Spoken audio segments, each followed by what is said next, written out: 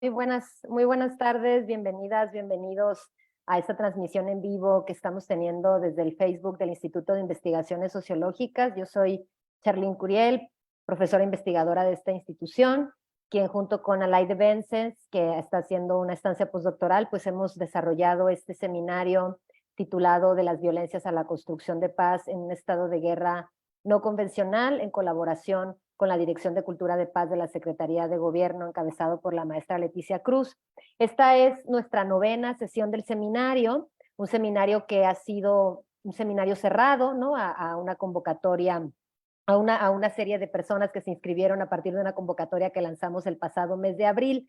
Sin embargo, por la importancia de la temática que hoy vamos a tratar, consideramos muy importante abrir la sesión a una transmisión en vivo, que pudiera ser revisada por quienes no puedan estar en este momento con nosotras, este día de hoy, pero que quede ahí para que pueda ser un material de reflexión y análisis sobre una problemática que nosotras al interior del seminario consideramos muy importante y muy urgente de analizar, sobre todo desde las perspectivas feministas y desde lo que muchas mujeres en la academia, en los activismos, en las organizaciones de la sociedad civil, pues están trabajando para tratar de proponer alternativas a los modelos hegemónicos de seguridad que nos está ofreciendo el Estado y que pues han develado no ser particularmente exitosos, ¿no? Entonces, frente a esa realidad en la que además pues las mujeres somos también víctimas, digamos, de una serie de violencias que devienen de estos modelos de seguridad estadocéntricos, digamos, ¿no? Pues que nos parece que en nuestras agendas como feministas, como académicas, como activistas, como ciudadanas de este país, pues es un tema que no podemos dejar de mirar frente pues a una realidad muy apabullante en la que pues el ejército, las Fuerzas Armadas están adquiriendo pues una centralidad y un protagonismo pues la verdad desde mi perspectiva no antes visto. Entonces, bueno, yo quisiera pasarle la palabra a mi colega y amiga Alaide para que nos haga la presentación de nuestra ponente de hoy. Estamos muy contentas de que Marianne Marchand haya aceptado la invitación y le dejo a Alaide entonces la palabra para que podamos empezar con la presentación de Marianne. Muchas gracias, bienvenidas y bienvenidos. Gracias.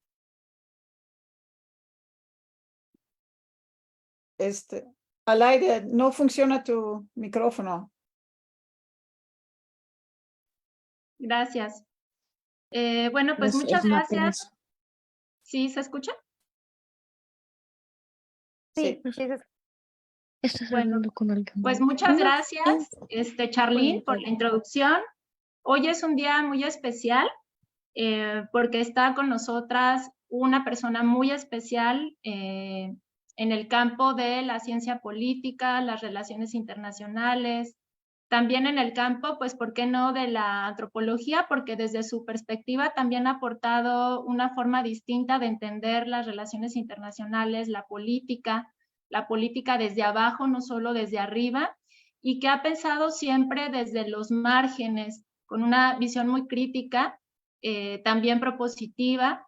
Y bueno, yo quiero presentarles a la doctora Marianne Marchand, a quien tengo el gusto de conocer desde hace pues ya yo creo que 2 décadas más o menos. Ella es licenciada en Historia por la Universidad de Leiden, maestra en Historia Contemporánea y Económica por la misma universidad y doctora en Ciencia Política con especialidad en Relaciones Internacionales por la Arizona State University. Ha sido profesora investigadora en Canadá, en Estados Unidos, Países Bajos, Alemania, Dinamarca, Noruega, Trinidad y Tobago, Surinam, y ocupa una cátedra en Relaciones Internacionales. Tiene una amplia lista de publicaciones sobre los temas de globalización, género, migración, desarrollo y resistencias y movimientos transnacionales. Su actual interés de investigación se enfoca en la vinculación entre género, migración y desarrollo, así como en conocimientos subalternos y fronteras. Del 2017 al 2008 fue vicepresidenta del International Studies Association y en el 2017 fue acreedora al premio FTGS Eminent Scholar por la sección denominada Feminist Theory and Gender Studies, otorgado por la International Studies Association. Es miembro del Sistema Nacional de Investigadores, nivel 3, Y pues bueno, además de este mérito, pues es una persona realmente generosa en su tiempo, yo creo que en sí ella es una persona muy solidaria, ¿no? Que siempre abre brecha, que comparta el poder con otras personas. Y pues bueno, yo creo que tenerla aquí es una gran fortuna porque no es fácil también a veces que ella tenga espacio, suele tener una agenda muy, muy saturada, así que yo le agradezco mucho la generosidad y pues bueno, le doy la palabra. Vamos a, solo antes de retomar con Marian, quisiera mencionar que pues esta conferencia está siendo transmitida en Facebook y habrá un momento para intercambiar preguntas al término de la presentación de la doctora Marian Marchand. Quienes van a poder hacer las preguntas directamente serán aquellos que están inscritos en el seminario y bueno, las personas que nos estén acompañando desde el Facebook podrán hacer sus preguntas en el muro, pero a estas personas se les dará la posibilidad de retroalimentar o de preguntar una vez que se haya terminado con la ronda de preguntas de las personas que están inscritas en el seminario. Pues bueno, sin más preámbulo, muchas gracias y adelante, María. Pues muchísimas gracias al aire y también a Charlene y bueno, todas las personas que están con nosotros del instituto. Al aire, me acuerdo de ti, como dices, ya es casi, son 2 décadas, tú fuiste una de las primeras becarias, asistentes mías y siempre me acuerdo muy bien de todo que hiciste y también esa generosidad que tú estás hablando también tú lo tienes. Entonces, la admiración es mutua. Mira, bueno, en esta presentación lo que yo quisiera hacer es hablar un poquito sobre la seguridad desde un enfoque feminista o de género, ¿no? Y creo que es muy importante de entender que no hay solamente un enfoque, pero hay varios enfoques y que podemos aprender y bueno, y utilizar ciertas partes de este diálogo entre organizaciones académicas, personas en otros ambientes que quieren aportar sobre la temática de seguridad desde un enfoque feminista y tal vez hay unas personas en el público, en la audiencia, que tienen su propia perspectiva. Entonces yo voy a compartir unas perspectivas, pero también voy a sugerir un poquito mi perspectiva en todo eso. Mi plática está organizado en la forma siguiente. Primero hablamos un poquito de la problemática. Aquí me estoy refiriendo, bueno, para los que están en el seminario, al capítulo que también salió como un artículo con otro exalumno, Adriano, sobre temas de género, violencia e inseguridad, ¿no? Porque para saber qué es seguridad, qué es paz, uno también tiene que entender qué es violencia y qué es inseguridad desde ese enfoque feminista y de género. También quiero compartir unas ideas acerca de un análisis de género. Es aquí donde vemos muchas vertientes y eso es importante también tomar en cuenta cuando entramos en un diálogo acerca de temas tan importantes como la violencia y la inseguridad o la seguridad. Creo que también es importante de entender las diferentes modalidades de violencia. No hay nada más una modalidad, pero hay varias modalidades que tenemos que tomar en cuenta. Entonces, lo que estoy sugiriendo en cierta forma es que es muy importante de ver a la violencia, a la inseguridad, pero también a la seguridad como un tema holístico, ¿no? Eso yo creo que es muy importante y no podemos nada más ponernos en un vertiente y decir, ok, ahorita ya, entre comillas, resolvimos el problema. Y eso se refleja entonces en lo que yo les voy a introducir acerca de las complejidades de género y conflicto y un pequeño radiografía de violencia de género. Obviamente ustedes ya saben de eso, entonces no necesito aprofundizar demasiado porque ya sabemos cómo hay ciertas partes. Finalmente, como ya mencionó al aire, mis antecedentes son realmente en las relaciones internacionales. Entonces, también quiero compartir el contexto global y regional sobre una agenda que tiene las Naciones Unidas o la Organización de Naciones Unidas acerca de la agenda de mujeres, paz y seguridad. Y bueno, les voy a dejar con unas reflexiones finales. Ok, cuando hablamos de género, violencia e inseguridad, y eso estoy viendo un poquito desde lo que escribimos Adriano y yo, es que ¿qué está pasando en nuestro país? Aunque sí soy extranjera, pero sí considero también a México como mi país, ¿no? Y entonces la primera pregunta que tenemos, ¿por qué las percepciones de violencia estructural de género, ¿no?, han incrementado a la par de respuestas insuficientes del Estado para disminuir dichas violencias? En otras palabras, ¿por qué estamos viendo cada vez más violencias, desde feminicidios con otro tipo de violencias de género? Y que no obstante los esfuerzos que sí se han hecho por parte del Estado, nuestras percepciones no han cambiado. Es decir, cada vez el 8 de marzo hay más gente, más mujeres en particular, que van a las calles para exigir que se haga algo para bajar la violencia.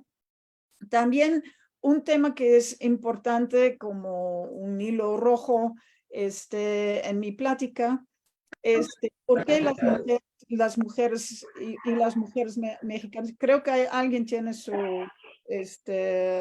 micrófono abierto. Sí, por favor, si alguien de la audiencia pudiera apagar su micrófono. Gracias.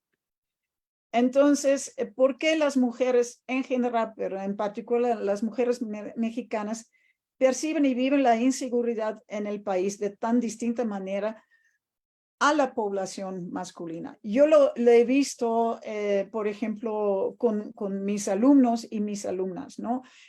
Cuando doy clases, siempre hay esa diferenciación y muchas, seguramente ustedes también lo saben o lo han percibido, que las mujeres sí vean la situación de la inseguridad en la calle, por ejemplo, es muy distinta a la forma que están viendo los estudiantes masculinos.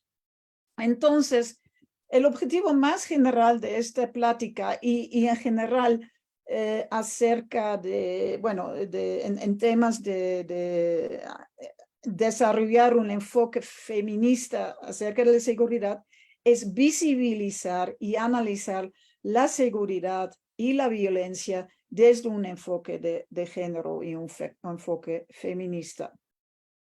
Ok, entonces vamos a empezar con este análisis de género. Ya tenemos muchos años acerca de, pues, qué es un análisis o que puede ser las bases de un análisis feminista, en particular en las ciencias sociales en general.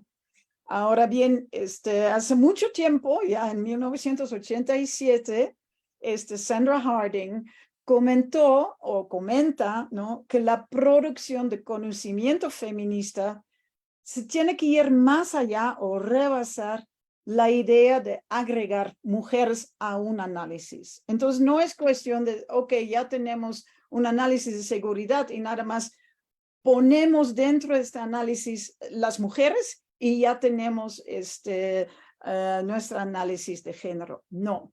Eso en inglés se llama adding women, ¿no? Agregar mujeres y stir, y revolver. Entonces, lo que ella sugiere, y eso estoy todavía muy de acuerdo con ella, es que sí tenemos que utilizar las experiencias de las mujeres como recursos empíricos y teóricos, ¿sí? Entonces, ¿qué significa la inseguridad, la violencia y la seguridad para una señora que está vendiendo tacos, por ejemplo, ¿no? Eso es, creo que, muy importante y a veces le estamos olvidando, ¿sí? El objetivo, entonces, en segundo lugar, el objetivo de una ciencia social feminista, también debe de ser para las mujeres, ¿no? Para precisamente visibilizar y entender la problemática o los problemas que están enfrentando las mujeres. Pero eso no quiere decir que no se tiene que ver también la parte de los hombres, de las masculinidades, etcétera, etcétera. Pero para la parte de visibilización, sí es importante también enfocarnos en las mujeres. Y finalmente, la investigadora o el investigador debe ser o estar en el mismo espacio crítico como él o la sujeta del estudio. Es decir, uno tiene que ponerse a la par con las personas que estamos estudiando, ¿no? Y eso es muy importante para no empezar a decir lo que está pasando con otras personas sin que entendemos cuáles son sus problemas, etcétera, etcétera, ¿no? Ok. Tomando eso un poquito como antecedente, como contexto, lo que dijo Sandra Harding, que ha trabajado mucho sobre la parte teórica y epistemológica de teorías feministas, lo que yo he trabajado con por ejemplo, Anne Sisson-Runyon, en un libro que ya estamos trabajando en la tercera edición y estoy entonces también con un pie en esa parte. Entonces, lo que nosotros dijimos hace unos 10 años, o un poquito más, es que un análisis de género opera en una forma multidimensional, ¿no? Siempre tenemos que ver cómo funciona en diferentes partes, interseccional y relacional, ¿sí? ¿Qué quiere decir? Pues que para un análisis de género tenemos primero ver la parte, entre comillas, ideológica, ¿sí? Es decir, cómo estamos valorizando ciertos tipos de procesos y prácticas sociales, ¿sí? Y cómo estamos representando de estos procesos y estas prácticas, ¿sí? También lo que tenemos que ver es, entonces, para dar un ejemplo, una práctica social es cómo vamos vestidos, ¿no? Yo todavía veo mucho aquí en México, ¿no? Un poquito más que en mi país, que es Países Bajos, que la ropa de bebés, rosa para niñas y azul para niños, ¿sí? En mi país ya ha cambiado un poquito, entonces tienes ya diferentes colores que son más como neutral en términos de género, ¿sí? Es un pequeño detalle y ahorita que está ni la he visto, pero esta película Barbie, entonces también está este tema, ¿no? De cuáles son las prácticas y entiendo que sí también hay como una parte más feminista de la película, pero bueno, nada más les estoy haciendo un ejemplo, ¿no?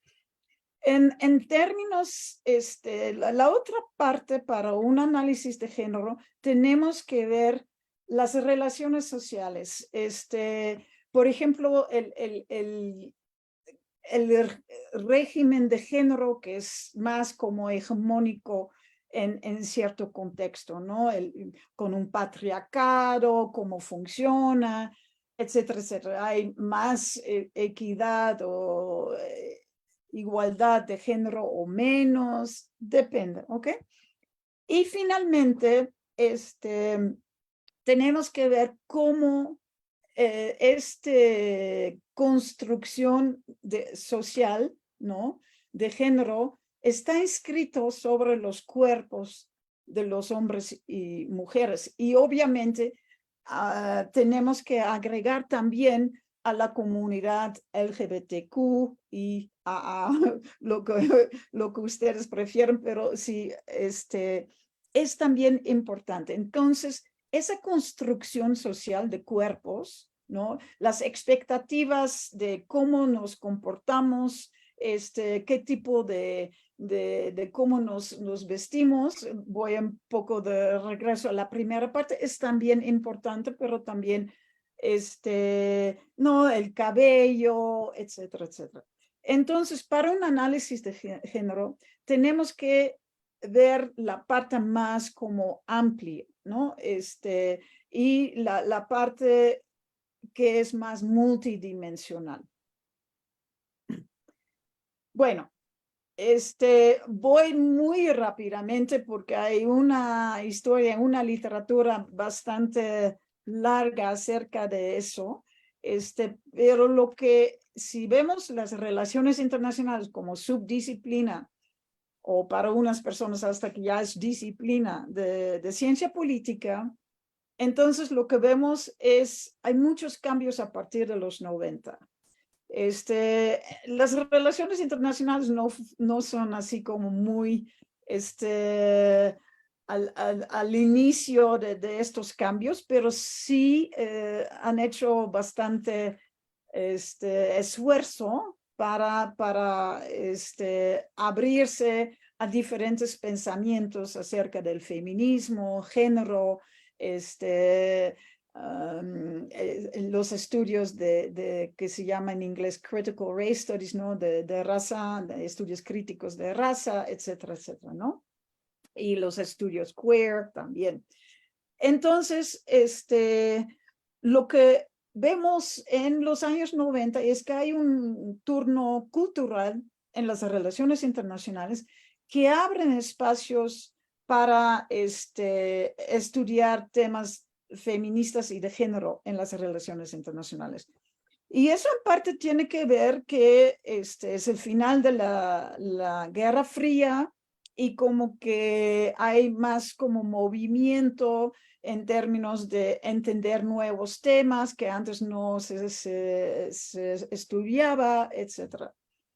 Entonces ahí la interseccionalidad, es decir, incluir dimensiones y mecanismos de opresión y desigualdad, como son temas de etnicidad, clase, sexualidad, raza, religión, nacionalidad, etcétera, etcétera, etcétera. Eso entra, este pensamiento entra a las relaciones internacionales. Y además, también como estamos siempre estudiando, entre comillas, el mundo, ¿no? En general, también hubo una apertura hasta el feminismo postcolonial y decolonial, que implica enfocarse en quién está representando a quién, ¿no? Siempre se habla de poder, quiénes tienen el poder de representar. Y ahí, por ejemplo, en los estudios postcoloniales, tenemos a mucha gente, Edward Said, Gayatri Spivak, Chandra Mohanty, mucha gente que han escrito más en el idioma inglés, pero también con la parte decolonial vemos también una aportación muy fuerte y muy importante desde América Latina, ¿no? Entonces, la idea de representar a alguien, bueno, a otros grupos, etcétera, etcétera, es muy importante porque le da poder a quien representa. Con eso viene también el tema de otredad, es decir, cómo me relaciono con el otro o la otra, ¿no? Y muchas veces él o la otra, ¿no? Lo vemos como inferior, como homogenizado, y no lo ponemos al mismo plan que nosotros, ¿sí?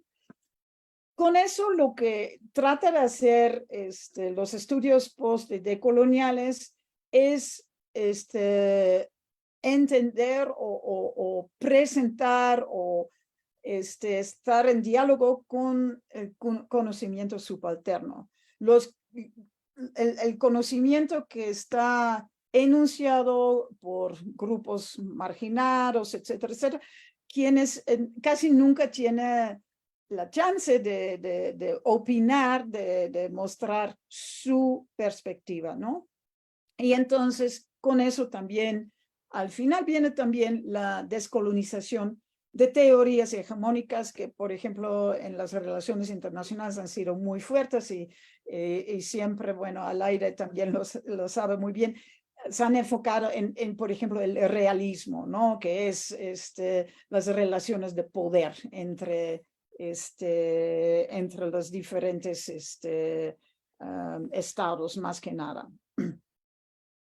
Ok, déjame ver. Ok. Bueno, con eso ya sé que es muy superficial y tal vez un poquito vago para unos u otros de ustedes, pero nada más quiero abrir un poquito la idea que tenemos que entender las relaciones de género, un análisis de género que es bastante compleja, ¿no? Que tenemos que pensar en muchas partes, en temas de cómo nos toca la migración, la violencia, etcétera, etcétera. Si vamos entonces, la otra parte que es parte de la plática es, bueno, la violencia, pero también obviamente la inseguridad y la seguridad. Ok, entonces eso también lo pueden leer un poco en el capítulo que escribimos.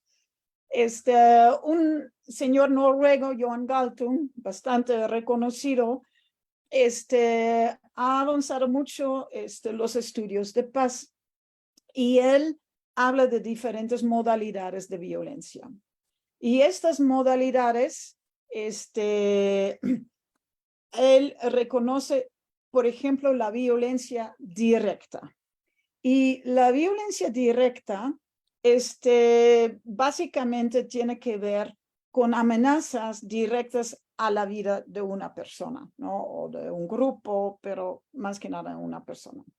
Entonces, eso es la violencia que cuando uno camina en la calle, te asaltan, etcétera, etcétera, ¿sí? La violencia estructural, realmente se enfoca mucho más en los mecanismos e instituciones que impiden el acceso a oportunidades, bienes, servicios, etcétera, etcétera. En otras palabras, es, por ejemplo, si uno va a, no sé, hacer un trámite, ¿sí? Y que por ser de un grupo marginado, o ser mujer, o una persona indígena, o que te dan una forma que los servicios, por ejemplo, las oportunidades son mucho menor que para otra persona. Por ejemplo, un hombre blanco, ¿sí? Eso es la violencia estructural. que muchas veces ni vemos directamente, pero sí lo percibimos cuando uno está sujeto a este tipo de violencia, ¿no? Y la otra parte que para Galtung es muy importante es la violencia cultural. Es decir, cómo la sociedad finalmente legitima a ciertos tipos de violencias, tanto directa como estructural, ¿sí? Y si hablo, por ejemplo, de una violencia directa, yo estaba así como sorprendida y también, no sé cómo expresarle, pero bastante afectada, digamos, porque yo vi una vez aquí en Cholula, donde vivo, un anuncio de un grupo de vecinos, ¿no? De vecinos vigilantes, que dice algo por el estilo, quien roba aquí, o compañero, si robas algo de nuestras casas, te vamos a linchar, ¿sí? Y para mí fue un shock de ver eso. Y dije, ¿cómo es posible de que las autoridades, por ejemplo, de Cholula, no han dicho, quita esta lona? Estuvo ahí más de un año, ¿sí? Entonces, eso es como una forma de cómo está legitimado cierto tipo de violencia directa.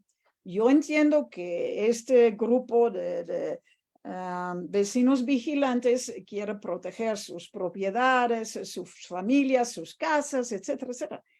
Pero escribiendo eso y que nadie lo critica, también es una forma de legitimar otro tipo de violencia, ¿no? De los mismos vecinos hacia otra gente, ¿sí? Entonces, y también si aceptamos que siempre se trata mal a ciertos tipos de personas por las autoridades o por, en cualquier empresa, eso también es una forma de violencia cultural. Entonces, todo eso, todos estos tipos de violencia son que yo llamo generalizados, ¿no? Es decir, la violencia directa hacia mujeres y hacia hombres puede ser diferente o es diferente, ¿no? La violencia estructural también, la violencia cultural, ¿no? También.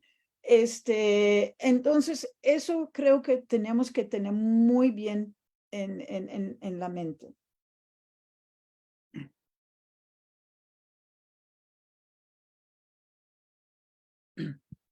Ok, entonces vamos a tratar de juntar estos dos temas, ¿no? Análisis de género y feminista y la parte de violencia e inseguridad. Vamos a tratar de juntar las dos cosas y ver a dónde llegamos, ¿no? En términos de cómo podemos entender conflictos, ¿no? Que son fuente de inseguridad, por ejemplo, un fuente importante de inseguridad, ¿cómo lo podemos analizar? Bueno, primero, y eso viene de diferentes, fuentes, pero en el contexto de las relaciones internacionales hay varias autoras y autores que han escrito sobre eso. Lo que es muy interesante es que la construcción de género y del conflicto, pero la construcción de género en las relaciones internacionales en general y en particular en el contexto del conflicto, es que hay dualismos o dicotomías de género. Entonces, cuando hablamos de un conflicto, vemos, por ejemplo, a diferentes actores, ¿no? Y todos están como en contraste con el otro. Es decir, en un conflicto, los hombres normalmente están vistos como los soldados o los que están generando el conflicto o están en la parte de ser el protector, ¿no? De la nación o de lo que sea, pero así como en una guerra o un conflicto interno, ¿no? Eso es como el papel masculino o la dimensión masculina, mejor dicho, y la dimensión femenina. Es decir, en un conflicto tienes grupos, actores fuertes y débiles, ¿no?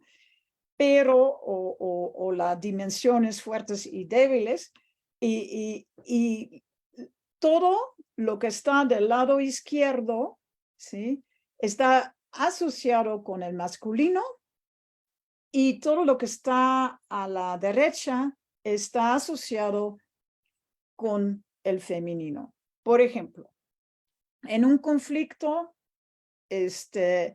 tienes a las personas que son fuertes y débiles. Entonces, fuerte tiene, bueno, la relación con el masculino y la parte débil con femenino, ¿no?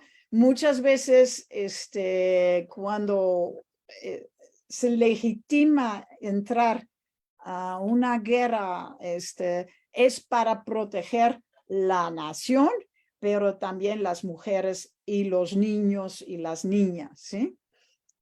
La parte agresiva es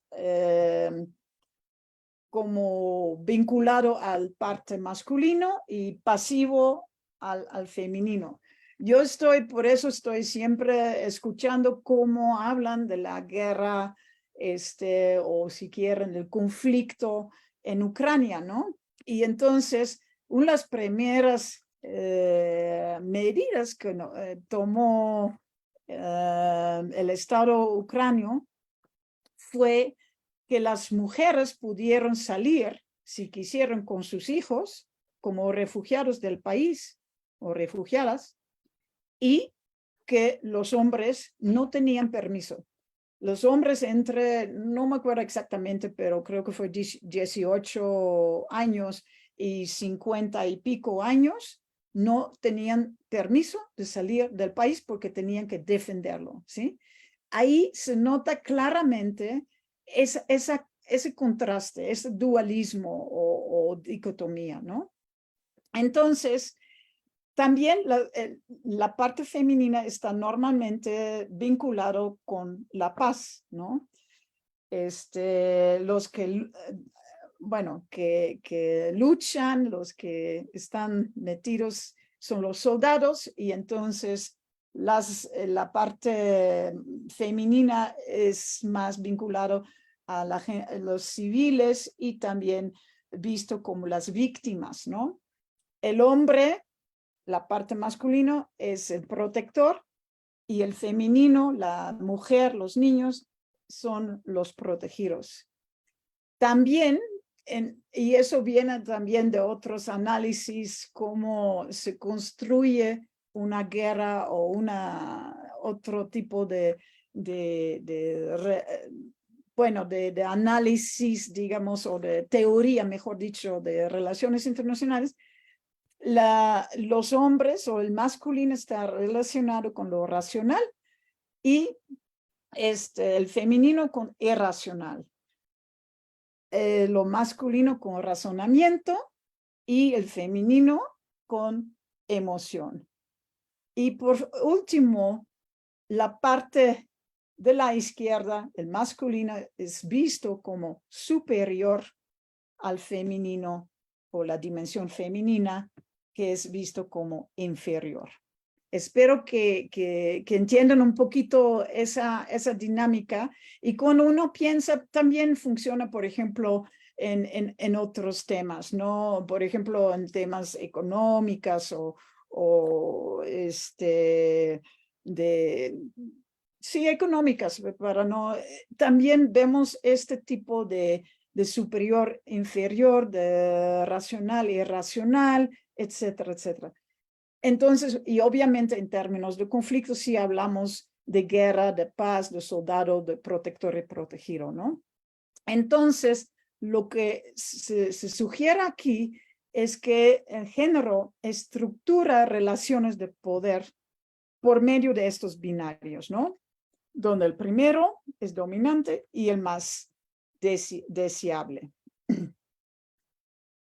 Ok, tomamos, porque ya fue mucha teoría y cosas abstractas, tomamos un momento para darnos cuenta de una historia que yo inventé, pero en base de mis investigaciones y también en base de una película o documental que se llama Maquilópolis, ¿no? Que todavía está en YouTube, lo recomiendo mucho, es muy interesante. Entonces, es la historia de Xochitl. Son las 4:30 de la mañana y Xochitl, una mujer joven de 23 años, empieza su rutina diaria. Eso implica preparar el desayuno y la comida para sus 2 hijos, Marisol de 7 años y José de 5 años. Aunque Xochitl tiene que salir de su casa antes que sus hijos, se levanta y se preparan para ir a las, antes que sus hijos se levanten y se preparan para ir a la escuela, ella quiere dejar todo listo para ellos, sus mochilas, su lunch y su uniforme. Su hermana Dolores se encarga de llevar los niños a la escuela y recogerlos a mediodía. A Xochitl no le gusta mucho el hecho que no puede estar en su casa cuando despiertan sus hijos y que tampoco puede acompañarlos a la escuela. Pero como mamá soltera, ella tiene que trabajar para sostener a su familia. Además, tiene todavía a su mamá, quien sigue viviendo en un pueblo en Oaxaca, a ver, ¿no?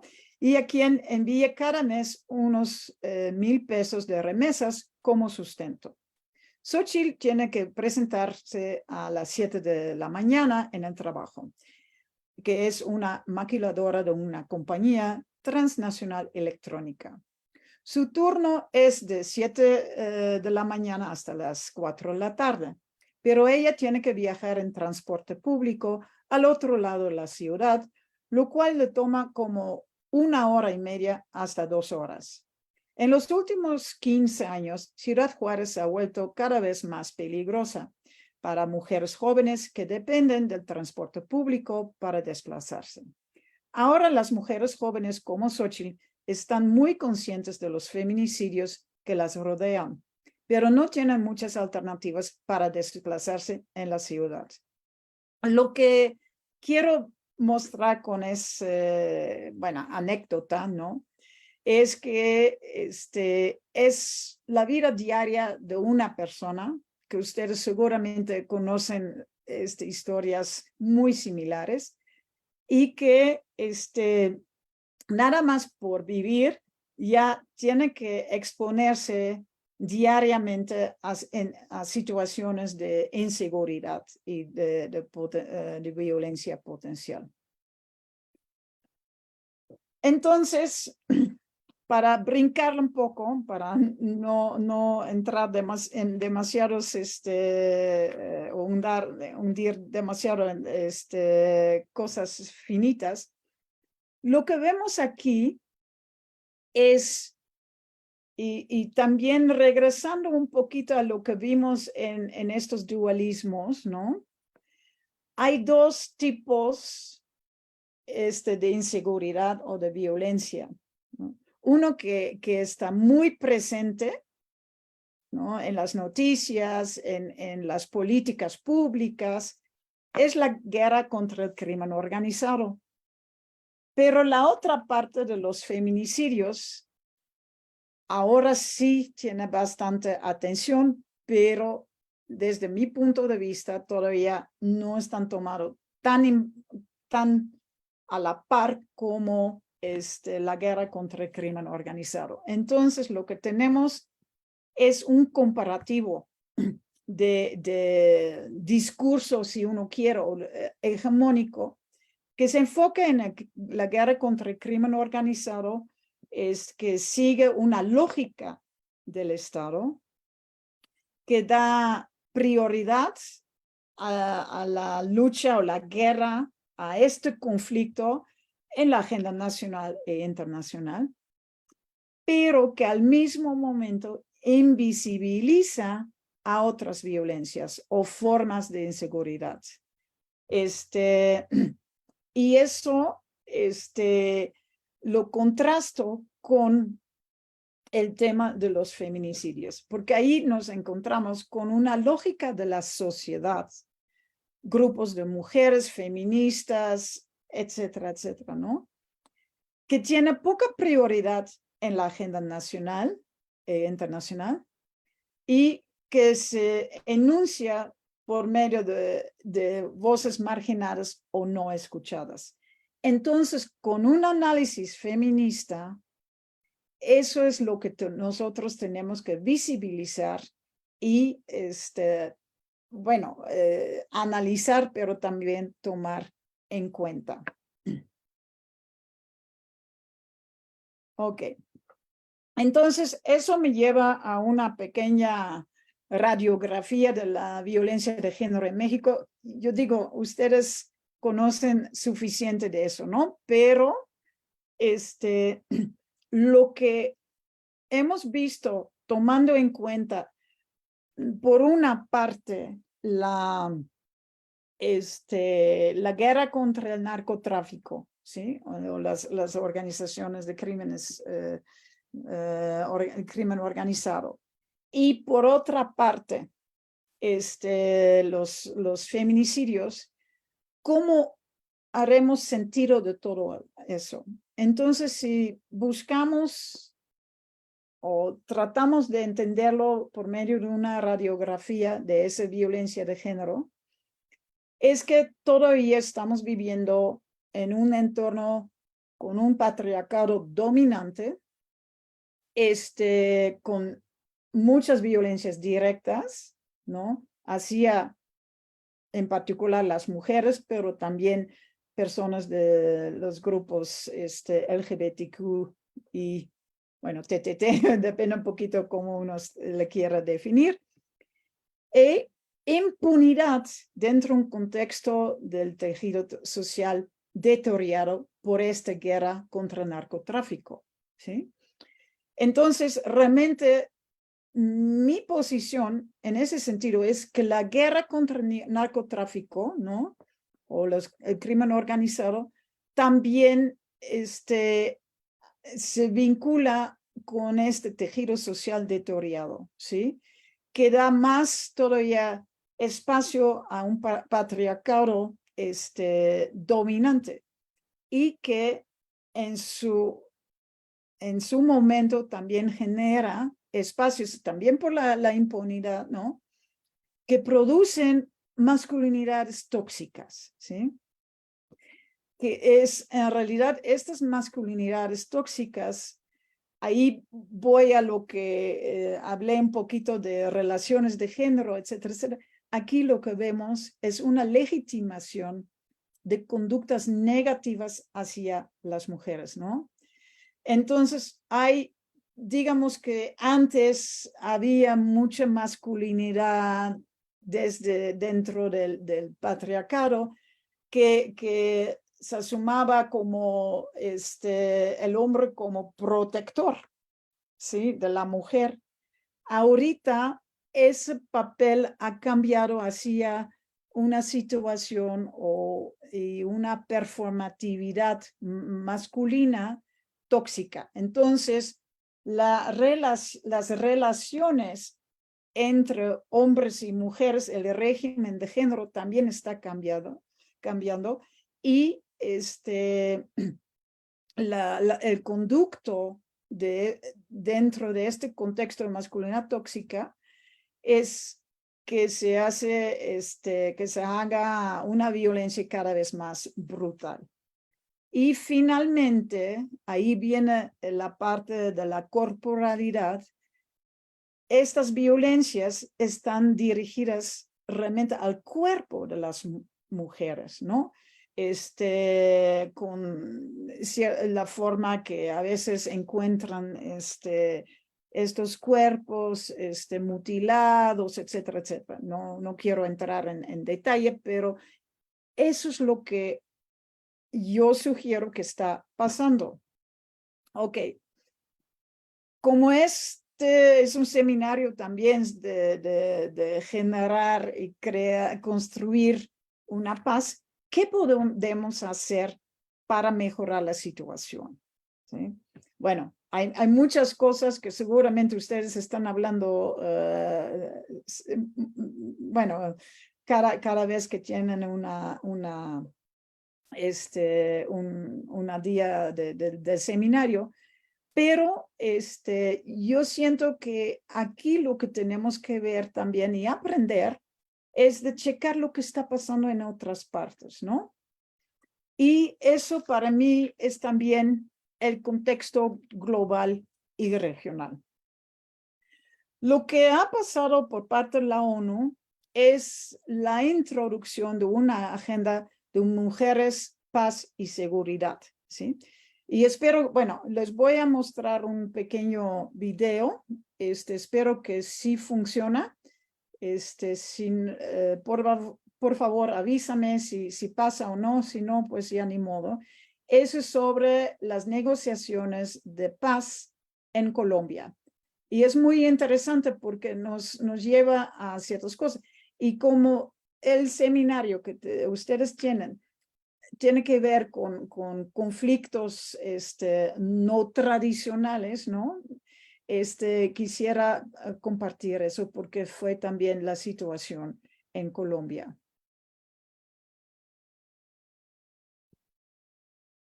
¿Sí se ve? No, ¿ya le pusiste play? No, todavía no lo puse play, pero no sé si... ¿No? No, tiene que abrirse el YouTube y todavía no se abre. Ok, a ver. Tal vez aquí, si lo pongo aquí. No. Probablemente, Mariane, vas a tener que dejar de compartir tu pantalla, esta pantalla ahorita, Ajá. y copiar este enlace y ponerlo, o sea, y ponerlo en el buscador para que se vaya directo. Ok, voy a checar. Entonces, stop share, ¿no? Y ¿dónde lo hago?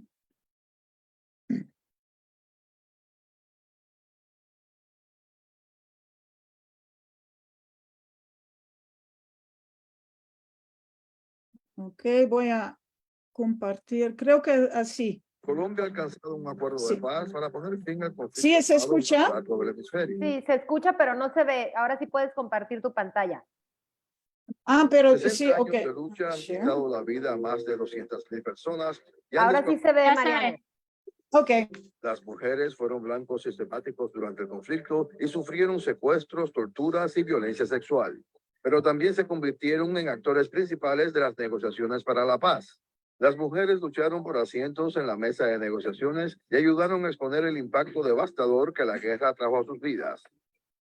Nosotras las mujeres hemos sufrido en todo el contexto. Se sufrió la violencia sexual, se sufrió el exterminio de mujeres, el asesinato de mujeres. Nos han convertido en como ese botín de guerra para los hombres.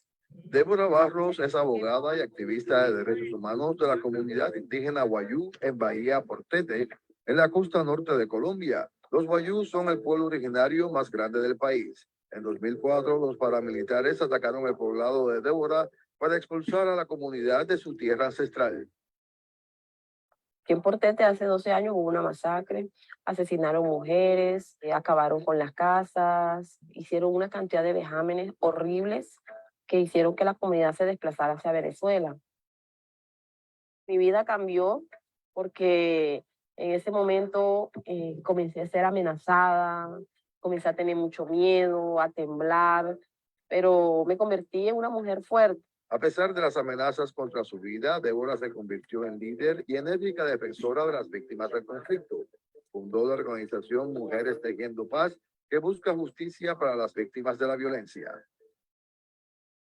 comenzamos a hacer actividades, de que la gente pudiera hacer su propio duelo, que la gente contara su historia, que la gente pudiera hacer un recorrido en las comunidades, mirar las casas de los fallecidos.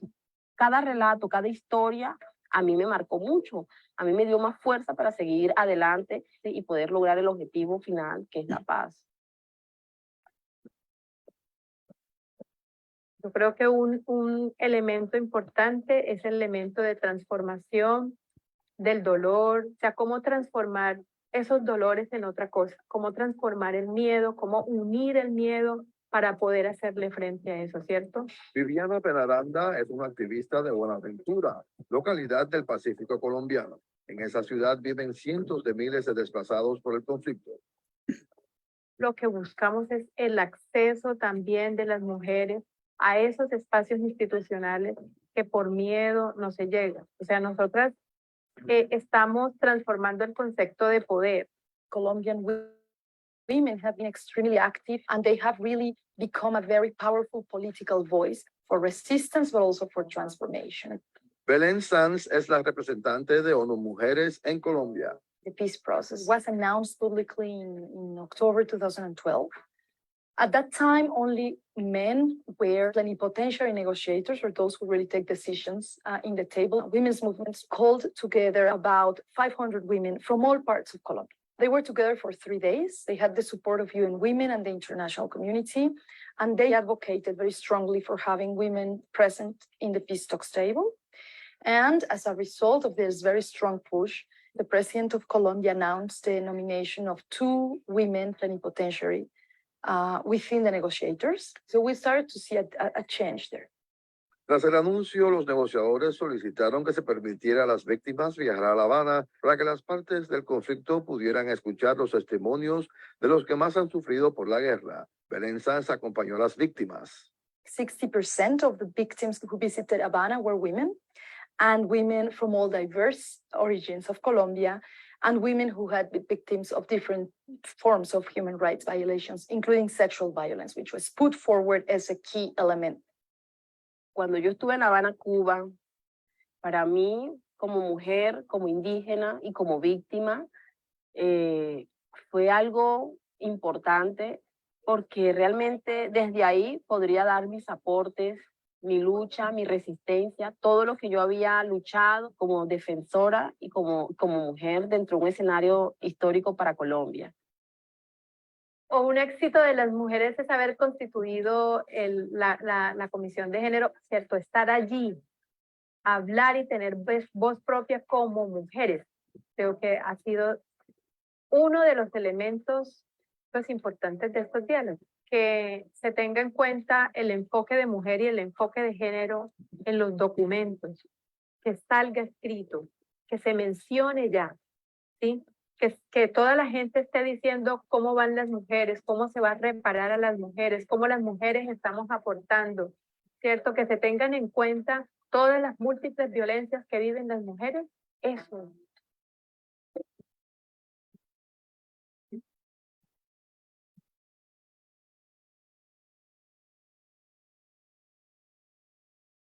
Bien. Un momento, tengo que salir de eso. Ay.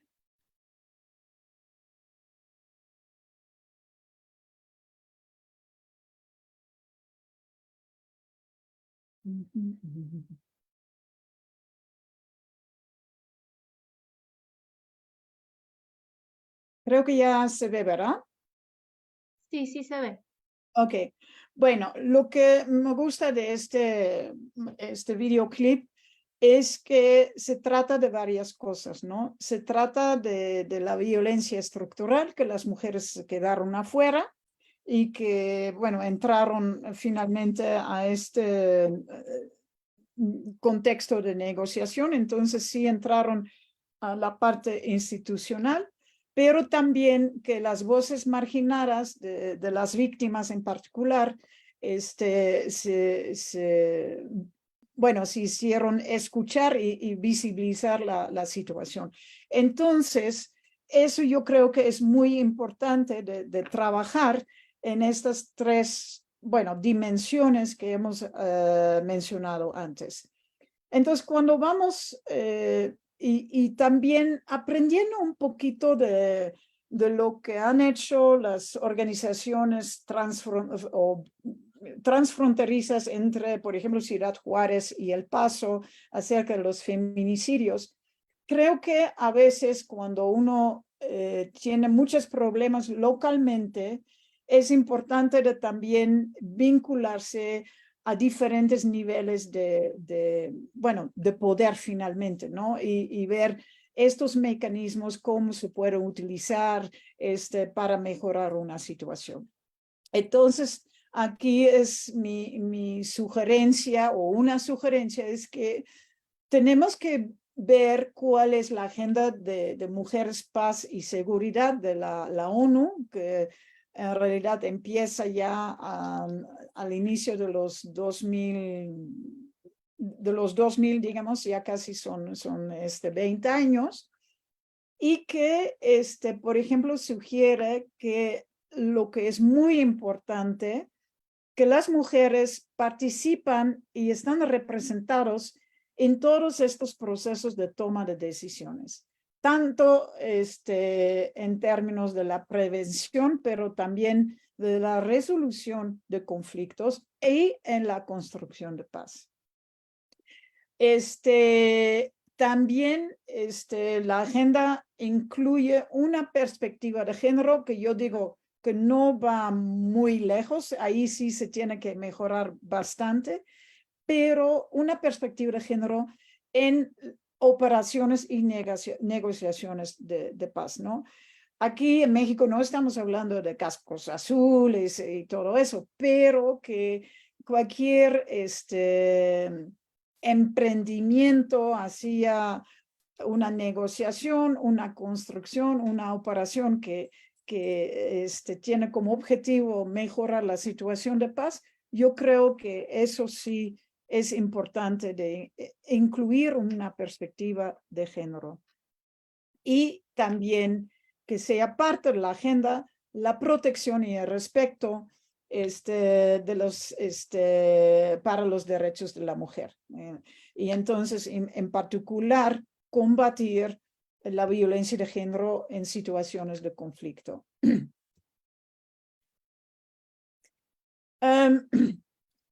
Lo que ha pasado con esta agenda de mujeres, paz y seguridad de la ONU es que todavía tiene muchos problemas, ¿no?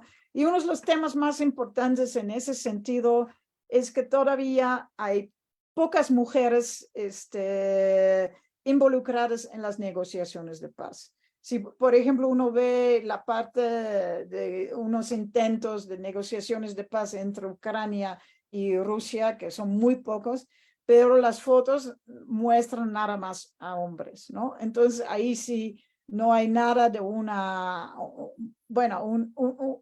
agenda de mujeres, paz y seguridad. Tampoco hay mucha presencia o participación de mujeres en operaciones de paz. En el caso de México, sí, el Estado de México ha enviado varias mujeres, pero muy pocas, como creo que es un máximo de unos 20 personas, ¿sí? Entonces, relativamente a diferentes niveles, aunque sí se está llamando y se está presentando necesidad de las mujeres y yo digo también personas de otras minorías, grupos marginados que todavía están a la margen finalmente, ¿no? Que no pueden entrar todavía eso. Por eso creo que lo que pasó en Colombia es interesante de ver, ¿no? Y finalmente, que se tiene que buscar a nivel nacional, local, pero también regional y global, cierto tipo de decisiones o resoluciones acerca de la violencia de género y la violencia sexual. Es decir, hay que responsabilizar a los estados, los militares y los gobiernos que permiten que eso siga, ¿sí? Ok, eso entonces son las lecciones que podemos llevar desde el entorno internacional. Y finalmente, para también dejarnos con una duda, si queremos un sistema bueno, un entorno, una construcción de paz para todos y todos y todes, ¿no? Una pregunta que tenemos que hacernos y que sí se ha hecho en ciertos contextos es, ¿las mujeres somos realmente más pacíficas? ¿Sí? Somos nosotras que podemos llevar este mensaje y yo sé que es un poquito controversial de hacer esa pregunta, pero finalmente tenemos que ver si realmente somos las voceras de la paz, ¿no? Y bajo qué condiciones. Y yo digo, bueno, basado en la literatura, hay ciertas aproximaciones feministas acerca de la seguridad y paz que unos toman sí esa idea que las mujeres son más pacíficas como algo dado, ¿no? Que eso sí es cierto. Y otros dicen, tal vez bajo ciertas condiciones sí, pero depende mucho del entorno. Entonces, déjame nada más rápidamente hablar de eso. La primera escuela o aproximación, ¿no? Tal vez no es realmente una escuela, es que las mujeres sí son más pacíficas porque tiene como su naturaleza de proteger a la familia, a su entorno, a los niños o los hijos, etcétera, etcétera. Entonces es un maternalismo como natural. Yo creo que es tal vez demasiado esencialista, ¿no? Porque sí puede ser, pero muchas mujeres no necesariamente creen en eso o son así, pero eso dicen es natural, y yo soy más de la opinión que sí las mujeres han tal vez asumido ese papel y rol de género, pero es natural, no estoy completamente convencida, ¿sí? Pero es un argumento que dice sí, las mujeres son más pacíficas porque pueden dar luz a los hijos y tienen que cuidar a la familia. Hay otro tipo que va un poquito en la mano con la primera parte, pero es más como el uso político de la maternidad y el maternalismo. Y eso es que grupos de mujeres, ¿no? de organizaciones de mujeres, especialmente que trabajan en las comunidades, etcétera, etcétera, que la única forma en cómo pueden entrar a un diálogo y que pueden dejar escuchar sus voces y mostrar su agencia es utilizar esta idea del maternalismo. Entonces, diciendo, sí, es nuestro papel, ¿no? El rol que la sociedad nos ha dado y por eso queremos paz, ¿sí? Y por eso estamos luchando para paz. Ok. Eso es una forma, es una estrategia, digamos, un poquito más política. Pero la contraparte de eso, de esa parte política, es que a veces los estados están manipulando las mujeres y esta imagen de mujeres como protectores de valores familiares, ¿no? Y los símbolos de la nación, perdón. Eso se notó, por ejemplo, mucho en Alemania durante la Segunda Guerra Mundial, ¿no? Entonces, que el papel de las mujeres tiene que ser para apoyar a los soldados, a la guerra, etcétera, etcétera, ¿no? Entonces, aquí lo que es muy importante cuando empezamos a hablar de este maternalismo natural que o maternalismo natural o político que nos da a las mujeres un ímpetu para ser más pacífica, tenemos que pensar muy bien cómo se utiliza y tenemos que estar muy al pendiente de cuáles son las implicaciones para un argumento así, una aproximación así. Finalmente, hay una que yo llamo una aproximación un poquito más pragmática, porque básicamente las mujeres sí han sufrido, han sido víctimas de mucha violencia, especialmente la violencia doméstica, y entonces lo que sí han notado, y eso podemos también mostrar con cifras estadísticas, cuando hay un conflicto o una guerra, aumenta también la violencia doméstica, ¿sí? Y entonces eso haga que las mujeres están más como aportando y promoviendo la paz, porque dice, eso al menos rompa la cadena de las violencias y la inseguridad. Entonces, les dejo estas tres aproximaciones feministas, en cierta forma, que han dicho, ok, sí, no es tan natural esa relación entre mujeres y paz, pero que se da en ciertos contextos y también las mismas mujeres han utilizado eso estratégicamente para promover la paz, ¿sí?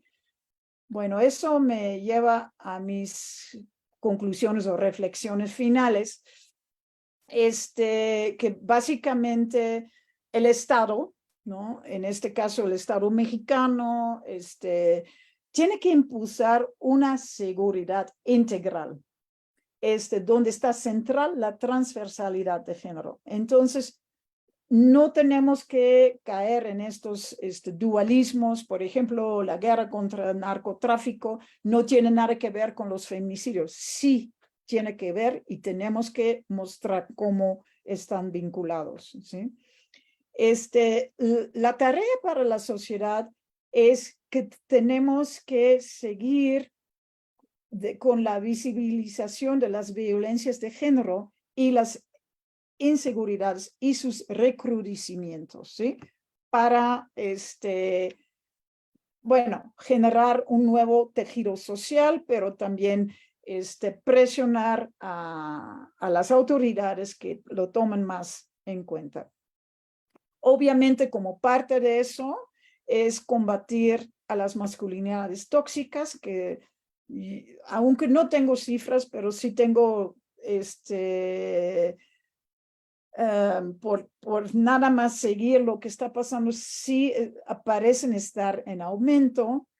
Y finalmente, cualquier esfuerzo para generar una paz, ¿no? Desde abajo debe siempre incluir las personas marginadas y en particular las mujeres y otras minorías en la construcción, como vimos un poquito en el caso de Colombia.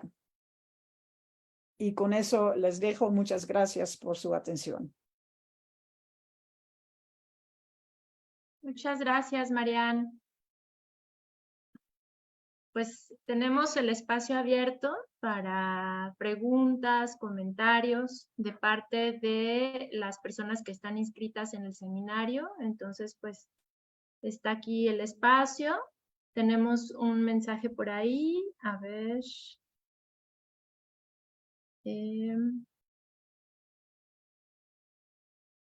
Sí, si alguien quiere hacer la pregunta, por favor, solo abran la cámara para que les veamos. Y pues bueno, no sé si alguien quiera comentar o hacer una pregunta.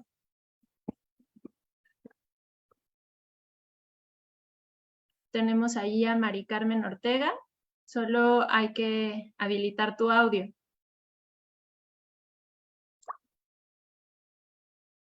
No te escuchamos, Mari Carmen. Ya. Gracias, gracias al aire. Buenas tardes, maestra. Pues era muy esperada esta clase para nosotros como integrantes del seminario. Esperar pues estas conceptualizaciones pues desde la seguridad, ¿no? Vistas desde ese ámbito. Y pues como hay un poema que dice, aprender a escuchar cuando habla el que más sabe, esa es la clave si se tiene intenciones de saber. Entonces, por eso estuve a la escucha y solamente para agradecer el conocimiento que de alguna manera pues se queda en nosotros. Y eso es de mi parte, únicamente, maestra. Muchas gracias. Gracias, gracias. Sí, Charlene, adelante. Sí, gracias. Pues muchísimas gracias, Marian, por tu participación. En efecto, con el seminario hemos estado también a la expectativa de tener un espacio para, pues para darle lugar a esta conversación que nos parece súper urgente de tener por la preocupación pues que evidentemente tenemos quienes vivimos aquí, pues vemos todos los días pues el panorama, ¿no? De violencia pues tan atroz y tan inhumana, ¿no? Que de repente pues atestiguamos. Ahorita tenemos el caso en Jalisco de estos 5 chicos pues desaparecidos y que pues no se sabe si las evidencias que hay, si corresponden a ellos, y eso entra pues dentro de estas imágenes que Sayak Valencia ha catalogado como gore, ¿no? Ese capitalismo gore que nos, pues en el que estamos viviendo y que nos estamos acostumbrando a que cada vez más tenemos pues este tipo de casos, ¿no? Y de situaciones y de experiencias, pues que son muy tristes y que yo creo que tienen a este país bastante traumatizado por los últimos 15 años de guerra que hemos vivido. Yo te quiero preguntar un par de cosas, un poco nada más a lo mejor para hacer algunas, que tú tuvieras oportunidad de hacer algunas, no sé, tal vez reflexiones más amplias. En el trabajo que leímos para el seminario, el que publicas en el dossier que se hizo sobre seguridad y perspectivas feministas, tú empiezas hablando sobre abordar la guerra contra el narcotráfico. Y me llamó mucho la atención porque yo he leído a otras colegas, sobre todo periodistas, que hacen un poco una crítica a la idea de partir de que esto fue una guerra contra el crimen organizado, contra el narcotráfico, porque lo que realmente se devela pues es que ha sido una guerra contra el pueblo, ¿no?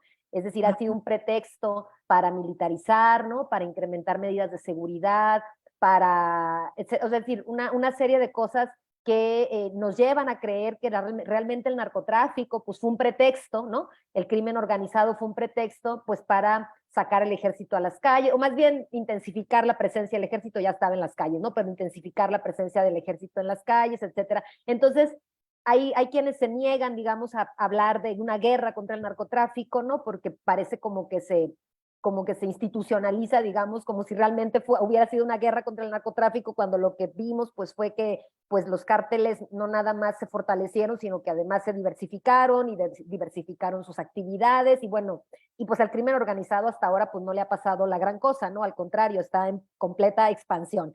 Entonces yo te quiero preguntar sobre tu decisión de utilizar la noción guerra contra el narcotráfico, o sea, ¿por qué tú sí decides hablar, ¿no? De guerra contra el narcotráfico? Eso sería una primera pregunta. Otra pregunta que también me gustaría hacerte, pues por tu experticia, es justamente en tu trabajo tú mencionas estos diferentes tipos de seguridad, ¿no? La seguridad humana, la seguridad ciudadana, la seguridad pública, y distinguiéndolas, ¿no? Es decir, no son lo mismo, ¿no? Y no están realmente, no surgen tampoco de los mismos intereses y necesidades. Y en el caso de la seguridad ciudadana, que justamente, pues dices tú, surge de la sociedad y hay una intencionalidad de reformar a las instituciones, a mí me gustaría, si tú conoces, digamos, experiencias ahorita mismo sobre que nos estén hablando de eso, ¿no? De quienes están planteando una alternativa posibilidad de seguridad ciudadana. Y un poco lo reflexiono porque, bueno, lo pregunto, porque pienso, por ejemplo, en esas experiencias que han surgido en los últimos años de las autodefensas o de las policías comunitarias, o por ejemplo ahorita en los Altos de Chiapas, ¿no? Ahí está este grupo El Machete, ahí en Pantelón, ¿no? que donde se ha convertido esta zona en una zona muy conflictiva y con mucha violencia. Entonces, digamos, esas experiencias como las autodefensas, como las policías comunitarias, etcétera, se pueden entender como seguridad ciudadana. O sea, es una pregunta que me gustaría, no sé si tú me puedes responder. Y si no, entonces, ¿qué sí sería una experiencia digamos, de seguridad ciudadana que surge desde la sociedad, desde la comunidad, desde el barrio, y que está teniendo medianamente, entre comillas, pues éxito, ¿no? O ha podido manejar un poco la situación, o se ha visto algún tipo de mejoría? Y una tercera pregunta, disculpa que me cuelgue tanto, pero que son temas que me interesan mucho, tiene que ver, ahorita que veíamos el reportaje de Colombia, yo también ya en algún momento ya lo había visto, y yo me hacía la misma pregunta cuando lo veía, es decir, ese es un proceso que sucede una vez que un país decide iniciar procesos de pacificación. Nosotros todavía no estamos ahí, es decir, yo no veo ninguna señal, ¿no? Que nos indique que estamos transitando hacia algo que ya podamos llamar en este país proceso de pacificación. Al contrario, incluso me parece que hay una tendencia a minimizar y a negar que estamos en la situación en la que nos encontramos, ¿no?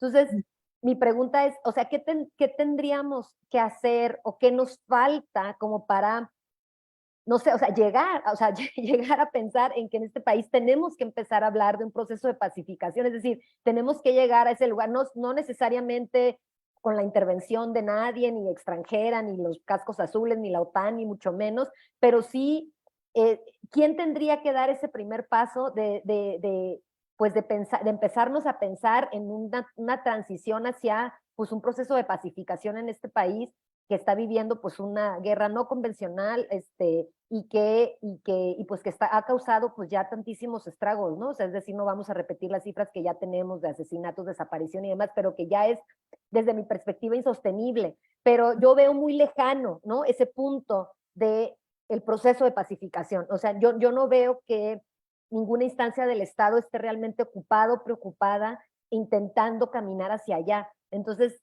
pues esa es otra entre inquietud y pregunta, es decir, ¿qué tendríamos que estar haciendo? Porque a mí me parece que todo esto que ha pasado en Colombia es súper interesante, pero se sentaron una serie de condiciones y el gobierno, digamos, el gobierno colombiano fue uno de los primeros actores que dijo, esto ya tiene que parar, o sea, es decir, esto ya no puede seguir pasando, ¿no? Entonces, un proceso de desarme, o sea, es decir, tenemos que ponernos de acuerdo, ¿no? Entonces, yo aquí no veo ese panorama, ¿no? Es decir, no veo que las condiciones se estén dando para algo así. Entonces, bueno, esos serían mis tres comentarios. Muchas gracias. Ok, no, gracias. Muy, muy, muy buenos comentarios. Gracias. Mira, lo que, en términos de la guerra contra el narcotráfico, bueno, una parte es lo que yo utilicé, esta terminología, porque iba a ser el trabajo que nos pidieron fue efectivamente de hablar de un enfoque de feminista y de género acerca de la seguridad o inseguridad. Y entonces, aquí, como tú seguramente sabes, tienes que dar un contexto. Y aunque estoy de acuerdo que no, la guerra contra el narcotráfico no es así, realmente ha afectado mucho a los carteles. De hecho, están muy metidos en digamos, minar la autoridad, hasta toda esta discusión acerca del narcoestado, pero y en realidad es una perspectiva, entre comillas, hegemónica, ¿no? Que viene también de Estados Unidos, de las autoridades, para mostrar si estamos haciendo algo en términos de la inseguridad. Y de hecho ha tenido como una forma, ¿cómo decirlo? Ha sido muy contraproducente en cierta forma. Pero entonces, para mí, esta guerra contra el narcotráfico, ¿no? El crimen organizado, no es más que nada para mostrar que hay un conflicto, ¿sí? Y no estoy diciendo que es el Estado de un lado y los carteles del otro lado, no. Es mucho, se entrelacen, etcétera, etcétera. Entonces, muy complicado. Y yo creo que eso es muy, bueno, pero para mostrar que hay un conflicto que ha sido muy importante en el contexto de de México y de la creación de inseguridad, eso para mí es lo más importante. Pero estoy de acuerdo que yo no iré tan lejos que decir eso fue más que nada una guerra contra el pueblo. Yo creo que tiene que ver con la lógica de Estados Unidos, con su guerra contra las drogas, tiene que ver con una lucha de poder entre diferentes grupos, ahí los vínculos entre los políticos y los carteles también ha sido muy, bueno, mencionado mucho, pero yo no diré que es contra el pueblo, porque ¿quién en ese contexto es el pueblo? Pero sí que está mucho más complicado que el Estado de un lado y los carteles de otro lado. Ahí sí estoy completamente de acuerdo. En términos de tu pregunta acerca de la seguridad ciudadana, lo que sí es, tampoco es un concepto que estoy con que estoy muy feliz, porque yo trabajo mucho en cuestiones de migración y entonces los migrantes no entran en eso, ¿no? Porque no son ciudadanos. De hecho, yo soy residente, pero no soy ciudadana. Entonces, a mí no me aplica cómo, ¿no? Entonces, ahí sí ya tengo un problema. Y la otra parte, con esa idea de seguridad ciudadana, es que todavía viene del Estado, porque el Estado decide quién es ciudadano o ciudadana y quién no. Entonces, ahí el problema es que pueden en cierta forma decir, ok, hay ciertos grupos que tienen esos derechos y otros no. Y yo creo que, y por eso, los grupos autodefensa, etcétera, etcétera, yo no lo pondría en la categoría de seguridad ciudadana. Yo les pondría más como, bueno, en otra categoría, que son grupos, como ellos dicen ellos mismos, ¿no? Autodefensa, que quieren defender a su comunidad, a su barrio, lo que sea. Pero, y eso un colega mío ha escrito sobre eso, Guy Emerson, es que a veces van demasiado lejos, ¿no? Porque la parte de vigilancia y de autodefensa se vuelve también en una inseguridad para otros, ¿no? De los linchamientos, etcétera, etcétera.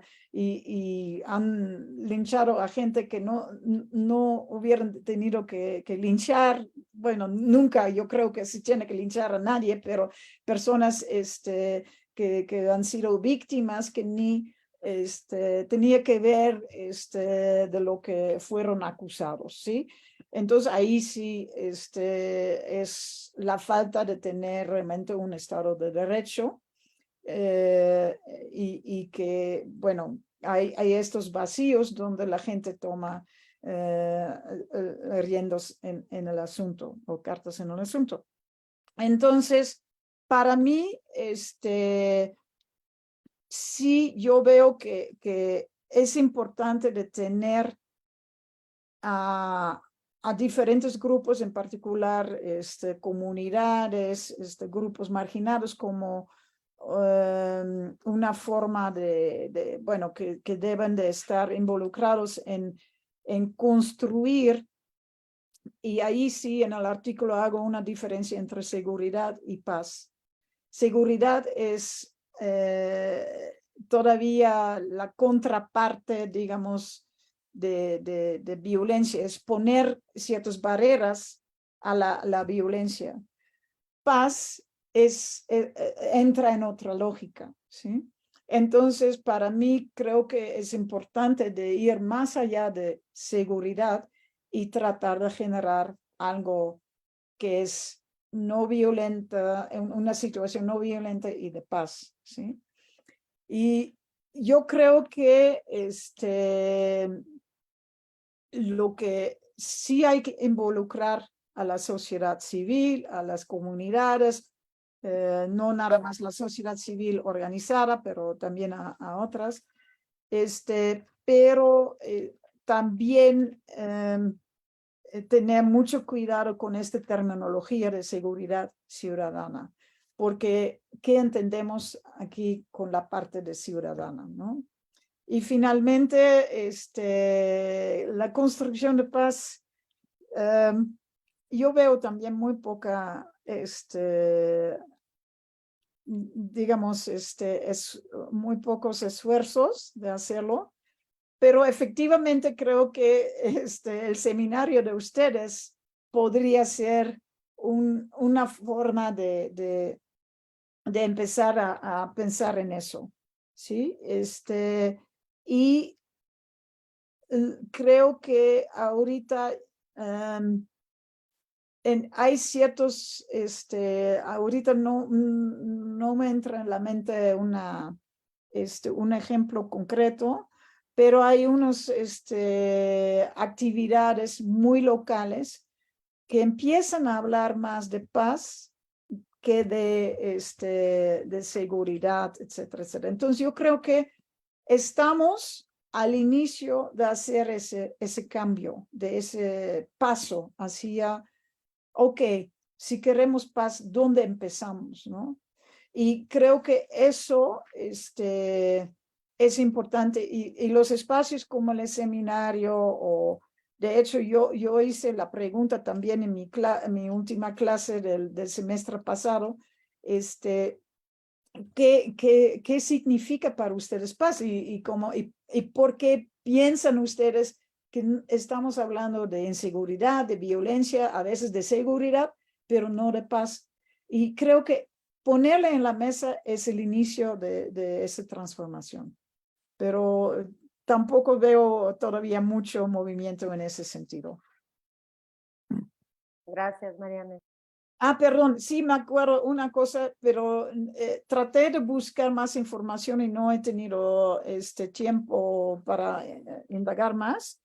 Eso, que en mujeres supuestamente tiene un proyecto de constructoras de paz, pero no lo tienen así, pero como que está muy, no muy difundido. Gracias. De nada. Muchas gracias, Mariana. Bueno, aquí había una compañera inscrita en el seminario que también trabaja desde la función pública en el área de atención a mujeres que sufren violencia. No sé si está presente, que quizá ella pudiera compartirnos sobre esta política pública. Y que bueno, yo creo que que esta política pública pues tendría no solamente que ser la única vía, ¿no? Sino ver también desde fuera de la estructura del Estado aquellos espacios donde también se pueden tejer acciones de construcción de comunidad, obviamente no peleada, ¿no? Con esta otra parte de política pública, pero creo que pues son varias polaridades que tienen que irse en algún momento encontrando, ¿no? Coincidiendo. Y bueno, yo no sé si hay aquí alguien que quiera hacer otro comentario o una pregunta. Quizá podemos pasar al Facebook a ver si ahí hay comentarios. Tampoco tenemos aquí. Yo no leí ninguno, Ala. Ah, Leti, Sí. Leti quiere tomar la palabra. Adelante, Leti.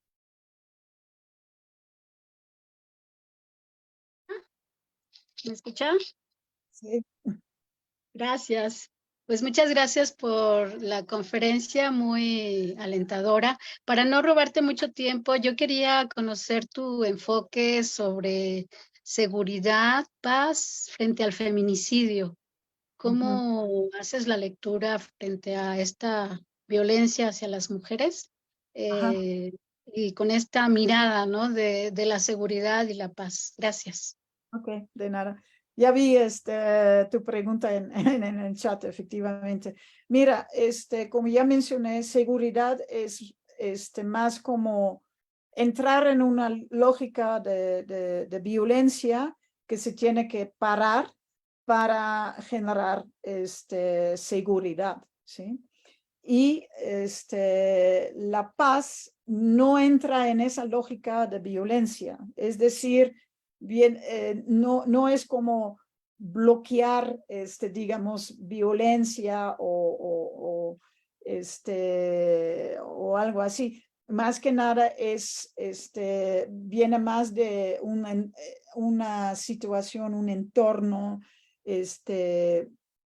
donde hay solidaridad, hay un ambiente más propositivo, donde no tenemos que preocuparnos demasiado sobre la violencia, ¿no? Entonces, los feminicidios entran en la parte de seguridad o la lógica de seguridad, porque son parte de la violencia de género, ¿no? Y como en el transcurso de los años ha generado estas masculinidades tóxicas, y eso entonces para eliminar los feminicidios se tiene que trabajar en regenerar un entorno de equidad de género, obviamente, pero también de menos violencia. Y por eso es que los grupos de feministas y mujeres están pidiendo mayor seguridad, pero finalmente tenemos que mover esa lógica de seguridad y que pone barreras a la violencia hacia una situación más pacífica, que es que no tenemos que preocuparnos por la violencia, más que nada que tenemos un entorno, una comunidad, etcétera, etcétera, que es mucho más compartida, sin violencias. Espero que eso ayuda un poquito a entender Sí, creo que lo que quieres decir es que tenemos que enfocarnos más en la prevención y crear las condiciones para que esas violencias estructurales no se sigan repitiendo, ¿no? Que son condiciones económicas, ¿no? Condiciones en donde la mujer tenga seguridad en su participación política, condiciones para que la vida esté en el centro y no el capital, etcétera, etcétera, ¿no? Si lo entendí, enfocarnos en el pacifismo desde eso es la parte de el generar concepto seguridades, pero también la parte Ajá. de cuando uno genera paz, ya no hay que generar estas condiciones, porque ya estamos en otra lógica y otras condiciones que supuestamente es más igualitarias. Entonces, si lo que tú estás diciendo es la parte de seguridad, que podemos decir es el primer paso, y después tenemos que ver la parte de la paz. ¿Sí? Hay una distinción que Joan Galtung también está ocupando, que violencia se vincula con la seguridad y la paz es otro entorno, es otro contexto, son otras estructuras, menos jerárquicas, etcétera, ¿no? Sí, y creo que es ahí el desafío, porque en nuestra estructura social, la jerarquía de quien dice quién da la seguridad y quién da la paz, pues normalmente es el Estado, ¿no? Entonces, crear una red de gente que trabaje por la paz va a requerir otra mirada más colectiva, más solidaria, en donde hombres, mujeres y otros géneros participemos de manera igualitaria, ¿no? Bueno, muchas gracias. Sí. Bien.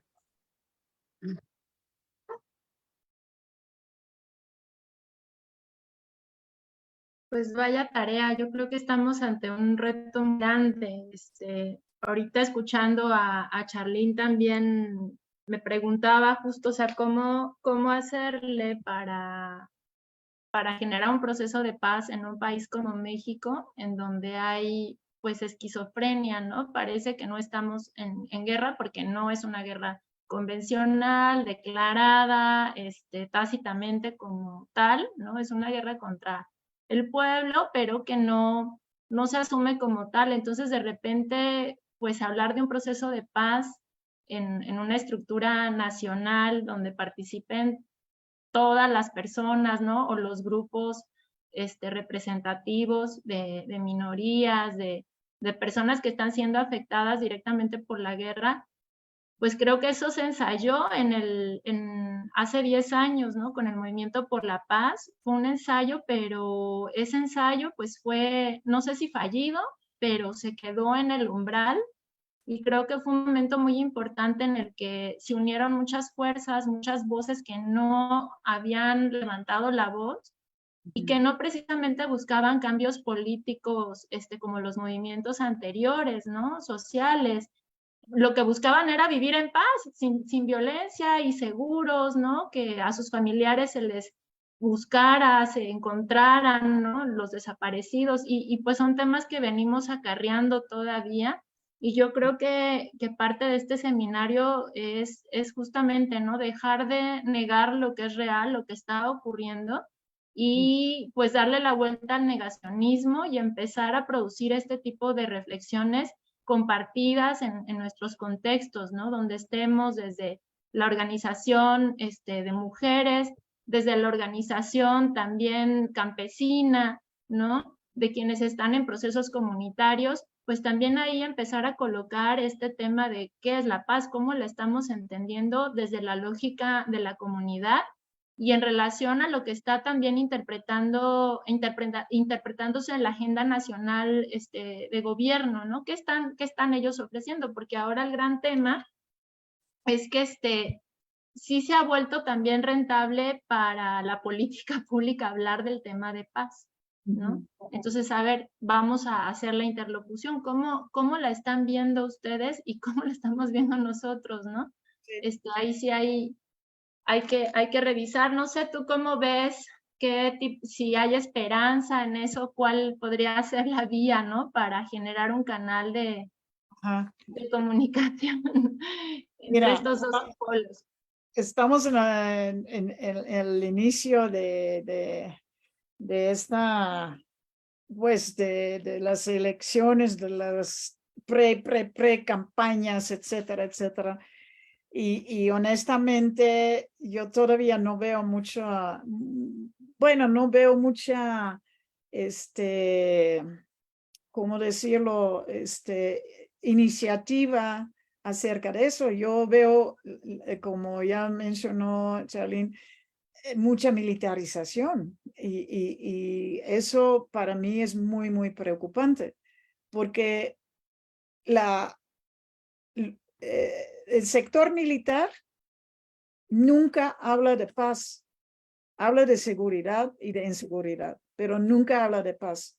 Entonces, si ellos tienen un pie muy fuerte en todo el sistema del Estado, va a ser muy, muy complicado. Entonces, yo sí creo que sí tiene que venir desde las comunidades, etcétera, etcétera. Y a un momento dado, tal vez, pero eso va a ser también muy complicado, buscar aliados fuera de México, en otras partes de América Latina, donde sea, ¿no? Para también empezar a empujar desde afuera. Ese es el famoso efecto boomerang bueno, de unas autoras que han hablado de Keck-Sicking. Cuando uno no puede dentro, puedes dar la vuelta y empezar a presionar al Estado de afuera. Eso es en colaboración, pero ahí sí es muy importante de definir quién puede, bueno, quién lleva la agenda. Y eso debe de ser las organizaciones y las comunidades locales.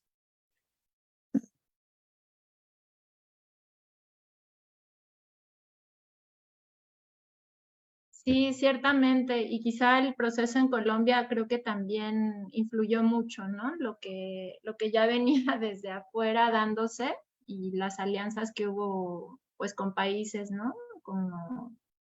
Sí, porque mucha presión también hacía el gobierno colombiano de empezar con esas negociaciones.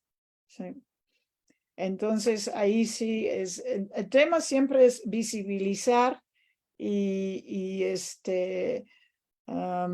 estar escuchado, ¿no?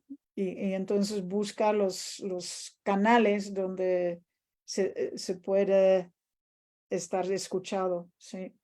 Pero va a ser en cierta forma muy interesante que va a pasar con toda esta, bueno, larga o largo camino hacia las elecciones, la larga campaña. A ver qué pasa, porque ahí sí estoy muy escéptico, ¿no? No sé si haya algún comentario de parte de los compañeros, las compañeras, que quizá quisieran platicarnos un poco sobre bueno, el tema de la seguridad desde los espacios donde están trabajando. También eso nutre mucho, saber desde dónde están, cómo se está viviendo este tema de la inseguridad en Oaxaca, por ejemplo, ¿no? Que creo que ha sido un estado, sobre todo lo que son los valles centrales, la ciudad, en donde se ha retardado esta bomba, ¿no? Del tiempo de la violencia. Creo que en el tema de la violencia feminicida, pues bueno, ahí está latente, pero en lo que es la violencia ciudadana, del crimen organizado, la extorsión, pues eso ahora ha comenzado ya a sonar cada vez más, ¿no? En un espacio a donde pues no se escuchaba, a diferencia, por ejemplo, de Morelos u otros lugares del norte del país. Y pues bueno, es interesante también ir viendo cómo en algunos lugares la inseguridad delictiva, yo me refiero a esa, ha golpeado más que en otros, ¿no? ¿Y qué se sabe de esa inseguridad, por ejemplo, en espacios pues vulnerables también, ¿no? Porque no es lo mismo Oaxaca en la ciudad que en la parte del istmo, ¿no?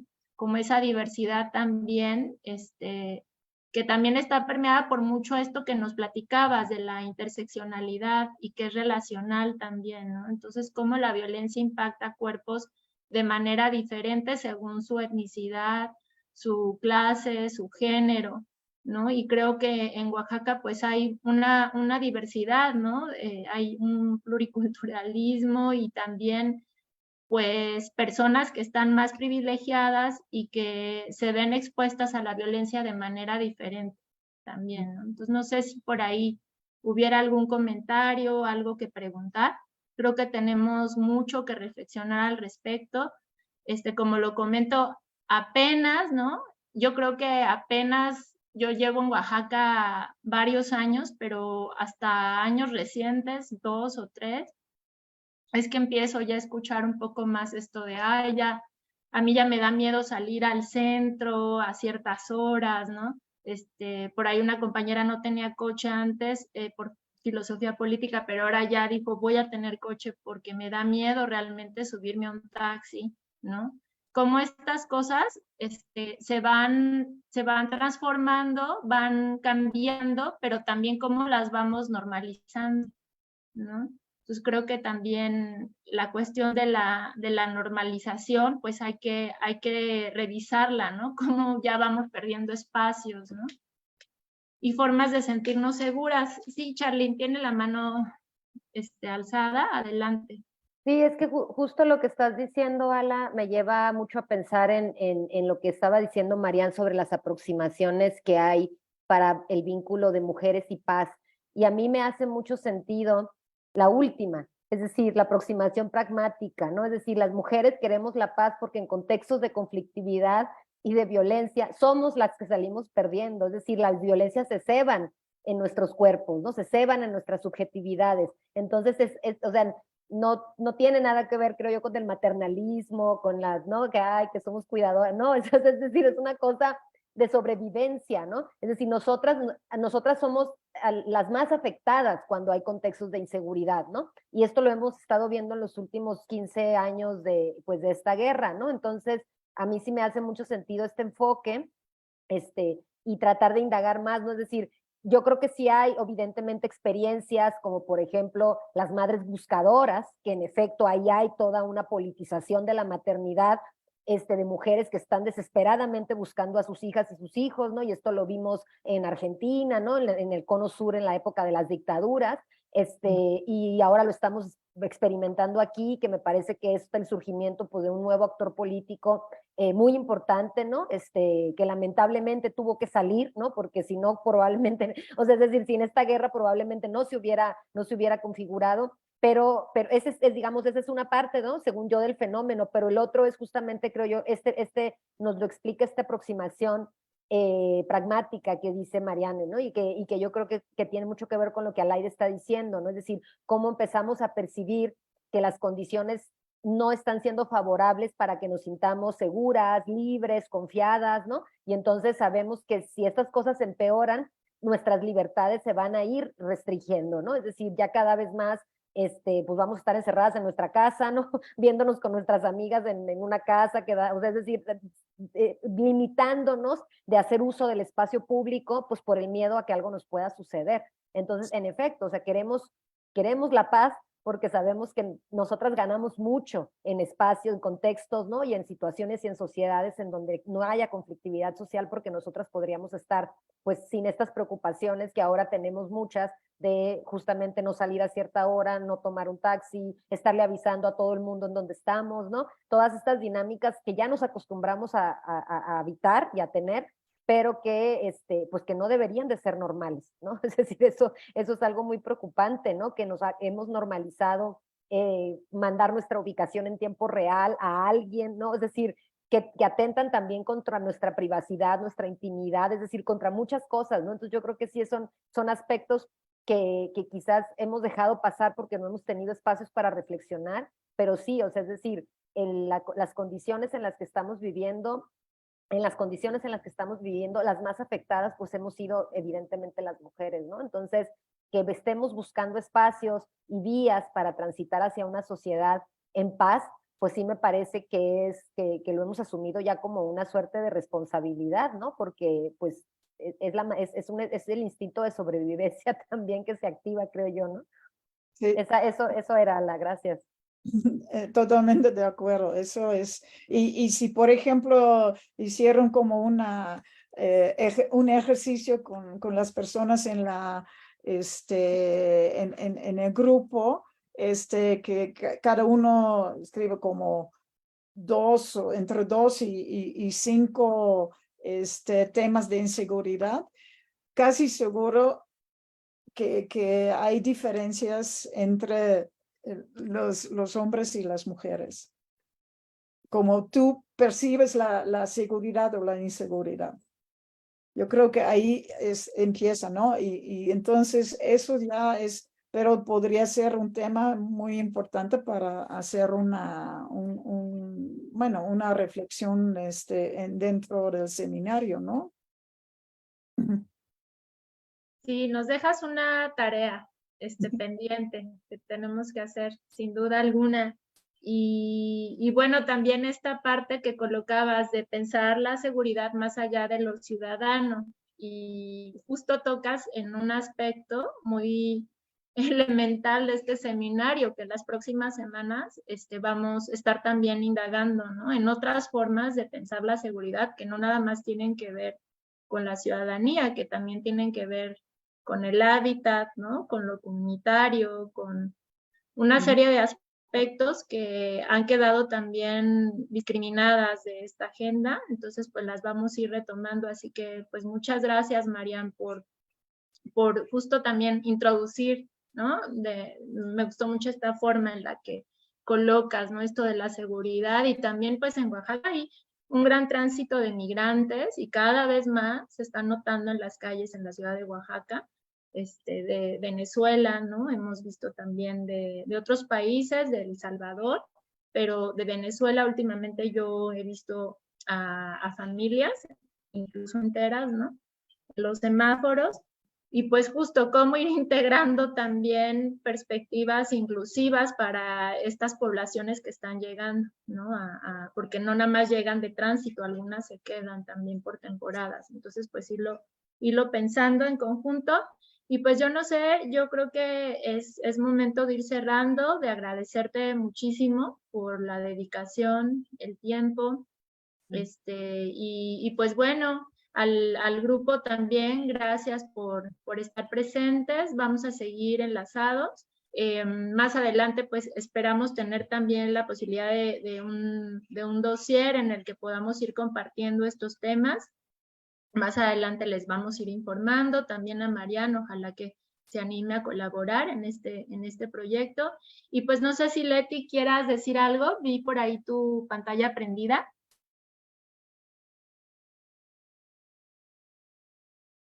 No, solamente agradecer esta participación. Como dijiste al inicio, nos debe una visita la doctora, así que tenemos pendiente su presencia en Oaxaca para seguir compartiendo en diálogos. Creo que el diálogo nos abre puertas de aprendizaje colectiva. Muchas gracias. No, gracias a ustedes por la invitación y por poder compartir unas ideas. Espero que les sirve. Y fue realmente un placer y bueno, espero que es el inicio de mucho contacto y colaboración. Muchísimas gracias, Marian. Pues acá tienes tu casa en Oaxaca, te vamos a esperar. Muchas gracias a quienes nos estuvieron acompañando en la transmisión y muchas gracias al grupo del seminario. Nos vemos en 2 semanas. Que pasen buenas noches. Gracias. Hasta luego, gracias. Hasta luego.